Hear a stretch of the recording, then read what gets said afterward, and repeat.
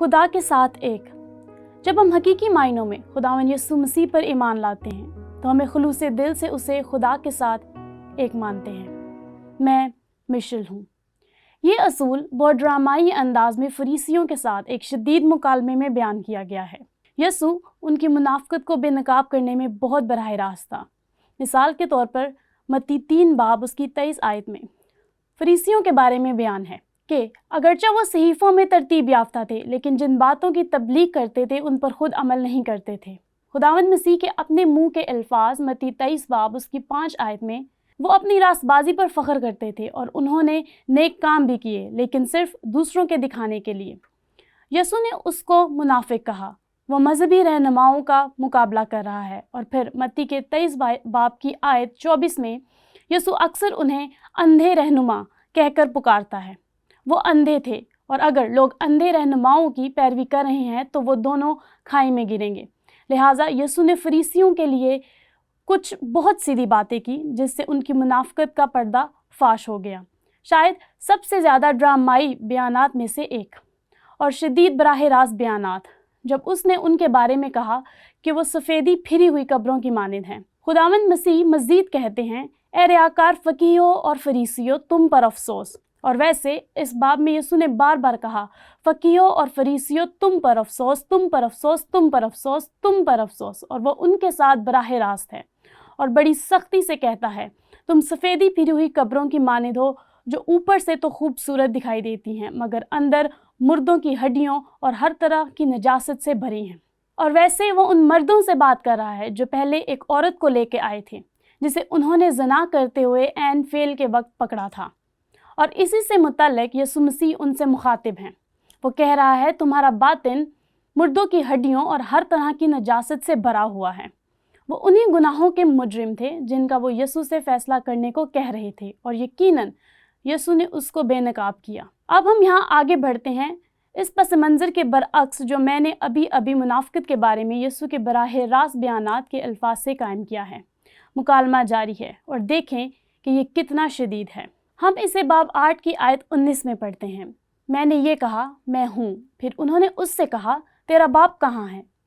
یسوع نے جواب دیا، نہ تو تم مجھے جانتے ہو نہ میرے باپ کو۔ اور بہرحال وہ یہ سوال مکاری سے پوچھ رہے تھے۔ وہ بنیاد تیار کر رہے تھے کیونکہ اس بنا پر بعد میں انہوں نے کہا کہ تو بدکاری میں پیدا ہوا تھا۔ دوسرے لفظوں میں وہ اپنی تحقیق میں مریم اور یوسف پر الزام لگا رہے ہیں کہ ان کے ناجائز تعلق کے نتیجہ میں مسیح پیدا ہوا۔ وہ کنواری کی پیدائش کے تصور سے یکسر انکار کر رہے ہیں۔ یسوع یقیناً جانتا ہے کہ وہ اس سوال کی بنا پر کیا کہنا چاہ رہے ہیں، اور اس لیے اس نے جواب دیا، اگر تم مجھے جانتے تو میرے باپ کو بھی جانتے۔ اس نے ان سے کہا، تم نیچے کے ہو، میں اوپر کا ہوں، تم دنیا کے ہو، میں دنیا کا نہیں ہوں، اس لیے میں نے تم سے یہ کہا کہ اپنے گناہوں میں مرو گے، کیونکہ اگر تم ایمان نہ لاؤ گے کہ میں وہی ہوں تو اپنے گناہوں میں مرو گے۔ اب میں یہاں جس چیز کی طرف اشارہ کرنا چاہتی ہوں وہ یہ ہے کہ لفظ وہی اصل متن میں نہیں ہے۔ یسوع جو کہہ رہا ہے وہ یہ ہے، کیونکہ اگر تم ایمان نہ لاؤ گے کہ میں ہوں تو اپنے گناہوں میں مرو گے۔ اور وہ جانتے ہیں کہ یسوع کیا کہہ رہا ہے۔ بات چیت جاری ہے اور وہ جانتے ہیں کہ وہ کیا دعویٰ کر رہا ہے۔ اگر آپ آیت 27 پر جائیں، وہ نہ سمجھے کہ ہم سے باپ کی نسبت کہتا ہے۔ پس یسوع نے کہا، جب تم ابن آدم کو اونچے پر چڑھاؤ گے تو جانو گے کہ میں وہی ہوں۔ اور وہاں ایک بار پھر وہی اصل متن میں نہیں ہے، تب تم جانو گے کہ میں ہوں اور اپنی طرف سے کچھ نہیں کرتا بلکہ جس طرح باپ نے مجھے سکھایا اسی طرح یہ باتیں کہتا ہوں۔ اب دلچسپ بات یہ ہے کہ یسوع اپنے بیانات میں اس حقیقت پر بات کرنے کے لیے آگے بڑھتا ہے کہ وہ ابدی زندگی دینے آیا ہے۔ لہٰذا اس شدید مکالمے پر غور کریں۔ یسوع آیت 52 میں آگے بڑھتا ہے، اور میں اسے یسوع کا وعدہ کہتی ہوں کیونکہ وہ اس کے سامنے وہی بات دہرا رہا ہے جو اس نے کہا تھا۔ یہودیوں نے اس سے کہا کہ اب ہم نے جان لیا کہ تجھ میں بدروح ہے۔ یہ ایک الزام ہے۔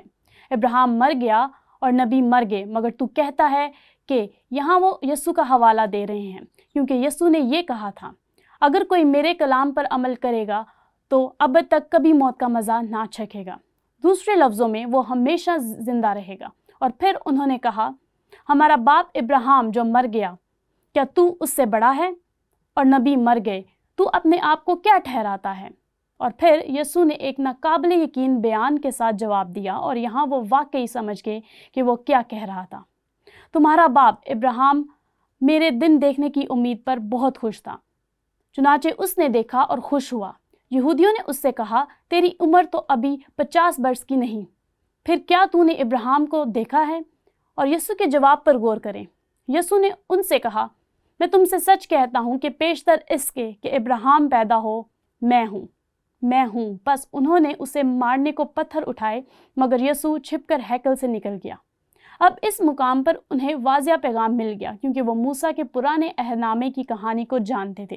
وہ جانتے تھے کہ کس طرح بطور چرواہا اپنی زندگی کے 40 سال گزارنے کے بعد خدا نے موسیٰ کو بنی اسرائیل کو مصر سے نجات دلانے کے لیے بلایا تھا، اور کس طرح اس نے جلتی ہوئی جھاڑی کا تجربہ کیا، اور وہ جھاڑی کے قریب پہنچ گیا، اور خدا نے فرمایا، وقت آ گیا ہے، میں چاہتا ہوں کہ تو جائے اور میرے لوگوں کو غلامی سے رہائی دلوائے۔ اور پھر موسیٰ کے الفاظ پر غور کریں جو ہم خروج 3 باب کی آیت 13 میں پڑھتے ہیں۔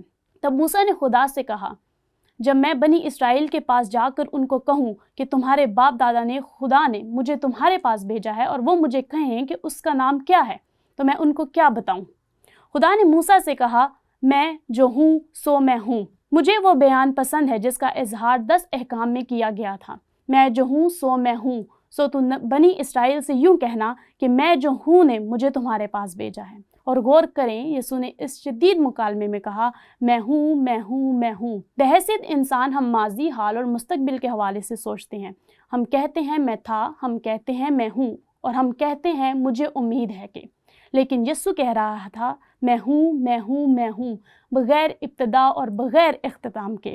اور یہ اس بات سے مطابقت رکھتا ہے جو یوحنا نے کہا جب اس نے اس انجیل کو متعارف کرایا، ابتدا میں کلام تھا، اور کلام خدا کے ساتھ تھا، اور کلام خدا تھا، اور کلام مجسم ہوا کہ ہمارے درمیان رہا۔ لہٰذا یسوع براہ راست بیان کر رہا ہے کہ وہ خدا ہے، وہ اور باپ ایک ہیں۔ غور و فکر اور رد عمل کا سوال۔ زمین پر اپنی ساری خدمت کے دوران یسوع کے دعووں کے پیش نظر لوگوں کے لیے یہ کہنا انتہائی متضاد ہے کہ وہ یہ تو مانتے ہیں کہ یسوع ایک عظیم استاد اور ایک راست شخصیت تھے، لیکن پھر بھی انکار کرتے ہیں کہ وہ انسانی بدن میں خدا تھا۔ سی ایس لوئس نے اس سوال کے جواب میں جو لکھا ہے وہ مجھے بہت پسند ہے، اور جو چیز اس کے بیان کو مزید اہم بناتی ہے وہ یہ ہے کہ وہ مسیحی ہونے سے پہلے ایک ملحد تھا۔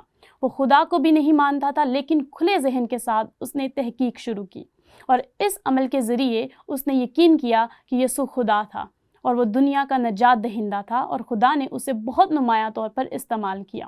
لیکن اپنی کتاب میں فقط مسیحیت اور خدا نے اس کتاب کو استعمال کیا ہے، یہ ابھی تک پرنٹ ہوتی ہے۔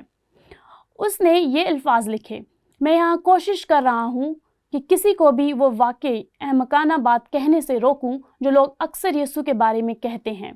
میں یسوع کو ایک عظیم اخلاقی استاد کے طور پر قبول کرنے کے لیے تیار ہوں، لیکن میں اس کے خدا ہونے کے دعوے کو قبول نہیں کرتا۔ اب ذہن میں رکھیں کہ یہ سی ایس لوئس کا ایمان لانے سے پہلے کا بیان تھا۔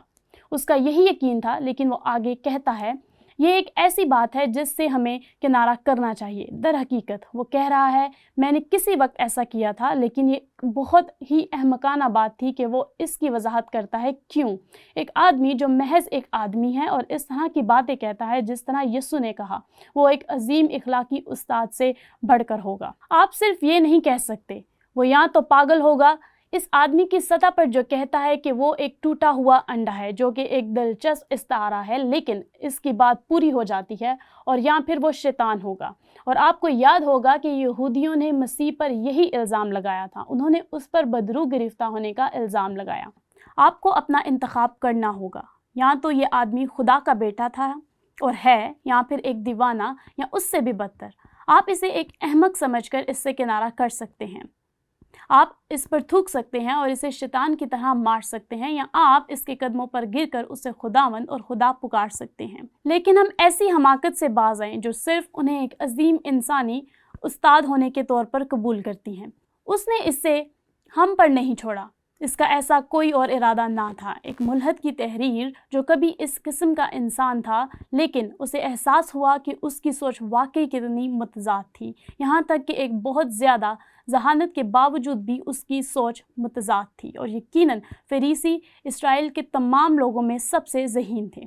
جنہوں نے بہت زیادہ مطالعہ کیا تھا اور پھر بھی وہ اندھے رہنما تھے جو دوسرے لوگوں کو اندھا پن کی طرف لے جا رہے تھے۔ لیکن بطور مسیحی ہم جانتے ہیں، ہم سمجھتے ہیں کہ یسوع مسیح در حقیقت انسانی جسم میں خدا ہے۔ تو یہاں اس کے مطابق زندگی گزارنے کا اصول جو اس حوالے سے آتا ہے یہ ہے: جب ہم حقیقی معنوں میں خداوند یسوع مسیح پر ایمان لاتے ہیں تو ہمیں خلوص دل سے اسے خدا کے ساتھ ایک ماننا ہے۔